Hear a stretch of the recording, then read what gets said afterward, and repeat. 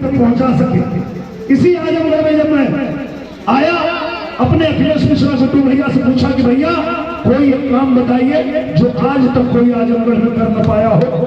तो उन्होंने कहा एक काम है जो कोई नहीं कर पाया। आजादी से मांग चल रही है कि गोरखपुर, बनारस और आजमगढ़ को सीधा रेल लाइन से जोड़ा जाए। 70 साल से जो मांग चल रही है ये किसी ने नहीं किया। हम बोले कोई बात नहीं भैया, एक पत्र बनाया, मैं लेके गया, प्रधानमंत्री जी को दिया और मैंने कहा प्रधानमंत्री जी ये 70 साल से आजमगढ़ मांग रहा है। प्रधानमंत्री जी ने कहा ये 70 साल वाले चले गए, मोदी की गारंटी है 3 महीने के अंदर होगा और वो होना शुरू हो गया। जिंदाबाद जिंदाबाद। पैसा आया, सर्वे हो गया और वो रेल लाइन बिछनी शुरू हो गई। इसी को कहते हैं कोई जो किया नहीं करके दिखाएंगे, करके दिखाएंगे।